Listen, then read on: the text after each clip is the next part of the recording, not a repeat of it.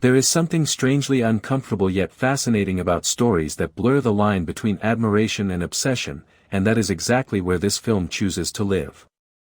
From the very first moment, it pulls you into a world that feels grounded in reality, yet slightly off, like something is not quite right beneath the surface. The story revolves around Moose, a deeply lonely man who spends his days immersed in pop culture, especially horror films, and his nights dreaming of meeting his favorite celebrity. His life is quiet, repetitive, and filled with longing, and that longing becomes the driving force behind everything that unfolds. Moose is not introduced as a villain, and that is what makes the experience so intriguing. He is presented as someone who is socially awkward, emotionally fragile, and somewhat stuck in a childlike state of admiration. He collects memorabilia, attends fan events, and idolizes actors in a way that feels innocent at first. However, as the story progresses, that innocence slowly starts to crack, revealing something much darker underneath. The film takes its time showing this transformation, allowing the audience to sit with Moose's loneliness and understand, at least to some extent, where his actions are coming from. One of the most striking aspects of the movie is its pacing. It does not rush into chaos or high drama. Instead, it builds tension slowly, almost uncomfortably so. There are long stretches where not much seems to happen on the surface, but emotionally, everything is shifting. The camera often lingers on Moose's expressions, his awkward conversations, and his silent moments, creating a sense of intimacy that can feel both sympathetic and unsettling. You are not just watching him, you are almost forced to sit inside his world. The central conflict begins when Moose becomes fixated on a particular actor, someone he has admired for years. This admiration turns into an intense desire to meet him, to connect with him, and to be acknowledged.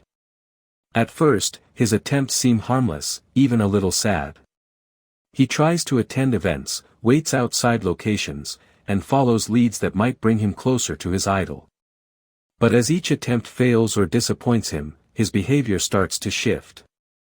The line between fan and intruder begins to blur, and the tone of the film changes with it.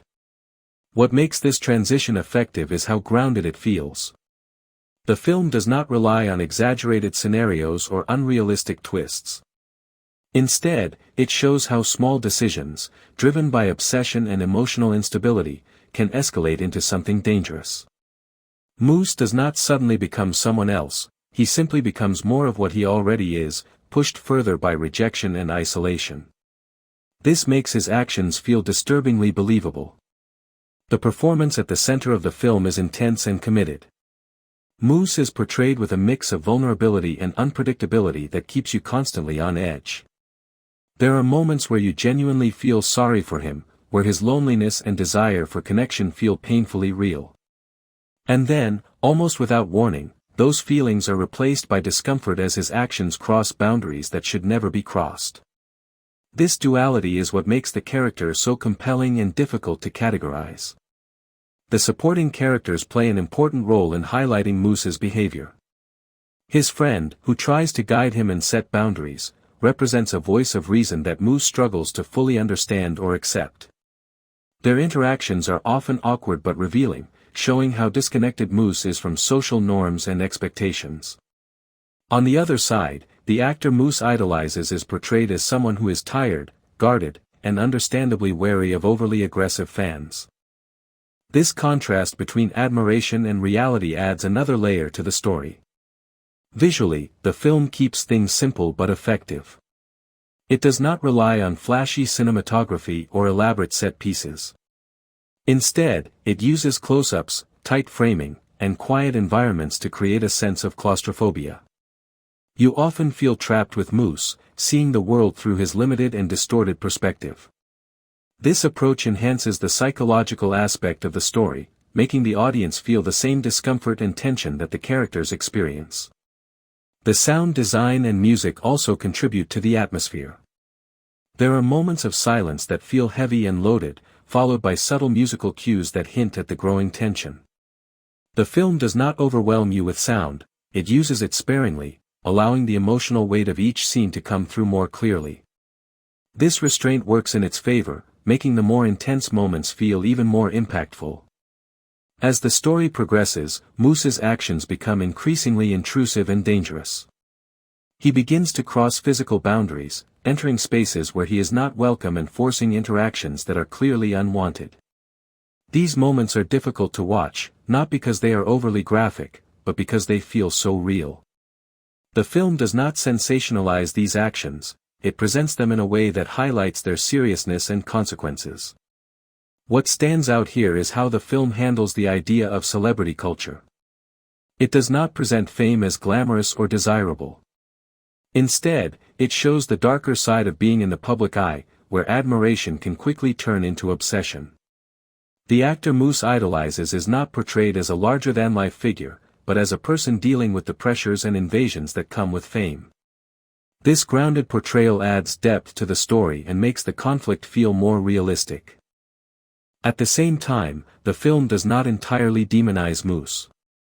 It acknowledges his actions as wrong and dangerous, but it also explores the emotional and psychological factors that contribute to them. This does not excuse his behavior, but it does provide context. It raises questions about loneliness, mental health, and the ways in which society often overlooks individuals who do not fit into conventional norms. These themes are woven into the narrative without feeling forced, adding a layer of depth to what could have been a straightforward thriller. The tension reaches its peak in the latter part of the film, where Moose's obsession leads to a series of confrontations that are both intense and unsettling. These scenes are handled with a focus on character rather than spectacle. The emphasis is on the emotional stakes and the consequences of Moose's actions, rather than on shock value.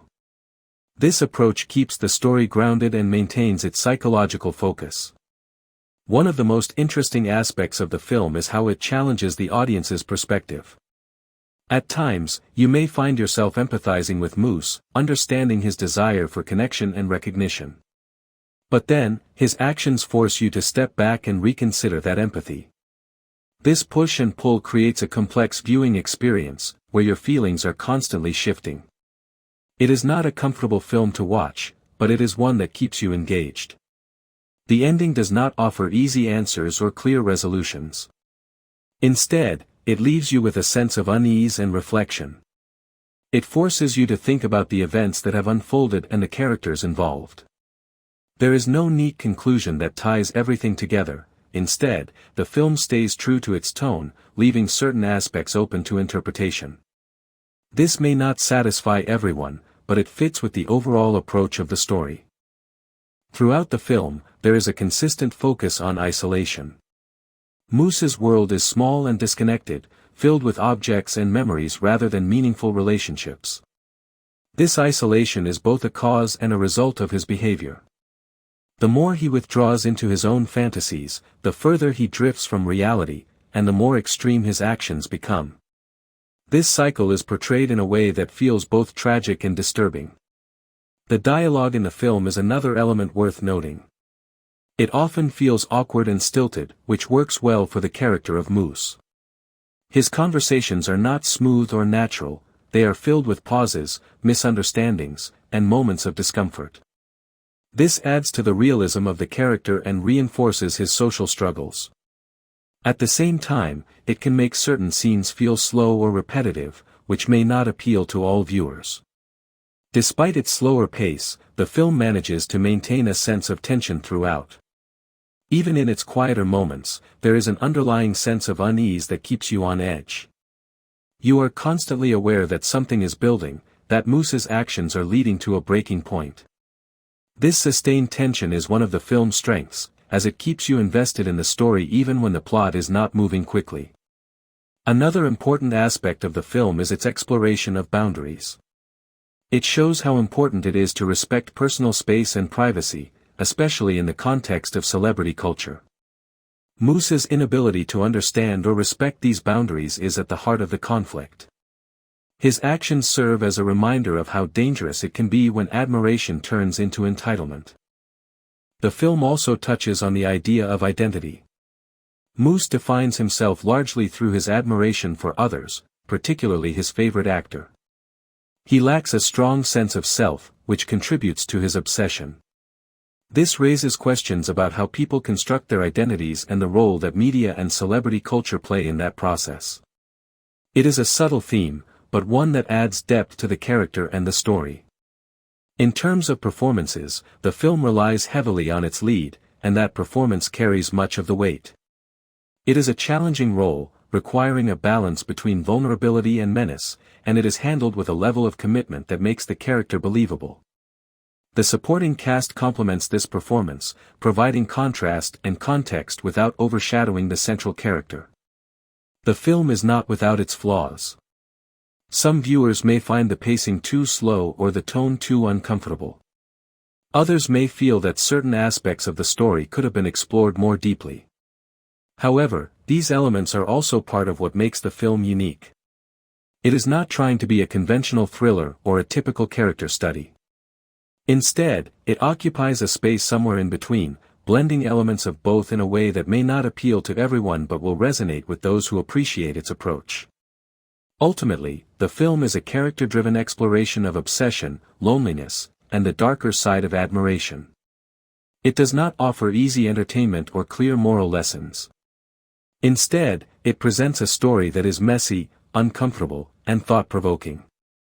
It asks the audience to engage with its characters and themes on a deeper level, even when that engagement is not entirely pleasant. There is a certain honesty in the way the film portrays its central character. It does not try to make him likable or redeemable in a conventional sense.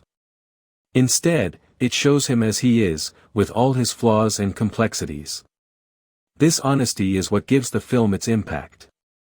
It may not be an easy watch, but it is one that stays with you, prompting reflection long after it is over. In the end, the film serves as a reminder of how thin the line can be between admiration and obsession, and how easily that line can be crossed when emotional needs go unmet.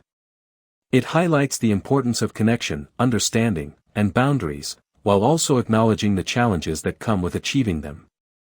It is a story that feels both specific and universal, grounded in its characters but resonating with broader themes.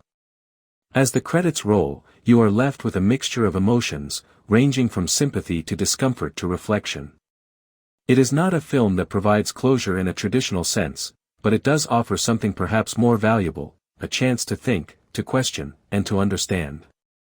And in that sense, it achieves something that many films do not.